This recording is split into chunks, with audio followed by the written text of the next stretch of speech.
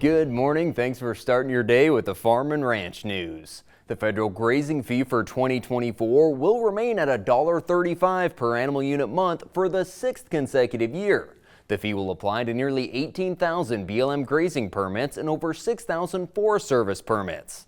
$1.35 is the lowest the grazing fee can be by law. The figure is calculated using 3 factors: private grazing lease rates, current cattle prices, and the cost of production.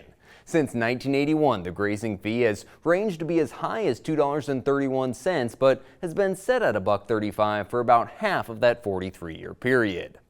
Well, the U.S. Fish and Wildlife Service recently denied a request to list wolves in Rocky Mountain states under the Endangered Species Act. Gray wolves are listed as endangered in 44 states, and they're under state jurisdiction in Montana, Wyoming, and Idaho. However, the service announced intentions to develop a first-ever national recovery plan for wolves to facilitate what they say would be a more durable and holistic management approach. In the news release, the service specifically called out regulations in Montana and Idaho designed to reduce wolf populations with means that it called at odds with modern professional wildlife management. And Senate Ag Committee Chair Debbie Stabenow says Congress is not where it ought to be in terms of negotiating the Farm Bill. To jumpstart the Farm Bill, Stabenow proposed a plan that would give farmers a choice between a higher subsidy for crop insurance or signing up for traditional commodity programs, ARC and PLC. Stabenow said she's open to an update on reference prices, but noted that the budget is limited. Well, thanks for being with us this morning. We'll see you back here to check on the markets. We asked Montana farmer Walt Sales about the challenges of mental health in agriculture. Another drought. There always is. There's always going to be another something. I grew up in a generation of you pulled yourself up by your bootstraps. But it's become evident is what do you do if you can't even find those bootstraps? If you need to talk to somebody, go to beyondtheweather.com for free counseling for Montana ag producers.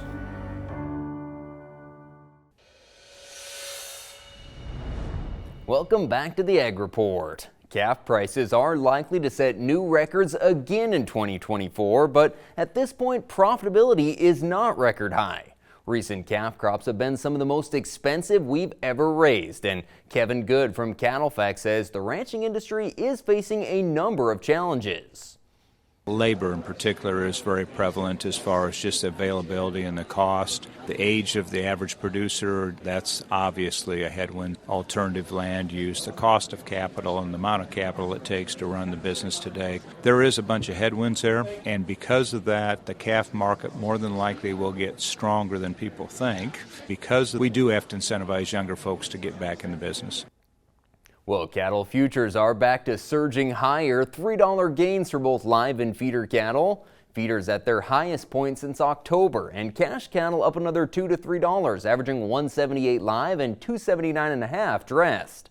At Western Livestock in Great Falls, 4-weight steers sold from $330 to $360, 5 to 5.5 weights $310 to $345, top at $355. Bigger 5-weight steers $292 to $311, and the 6 to 6.5 weights $270 to $305. In Bowman, 60 to 80 pound lambs sold from $238 to $262, 80 to 100 pounders $202 to $228, and mostly modest gains in the wheat market Tuesday. U.S. wheat export sales are in line with USDA's estimate for a 4% increase in this marketing year, but we probably won't see many changes in Thursday's World Supply and Demand report. Well, thanks for joining us for today's Ag Report. We'll see you back here tomorrow.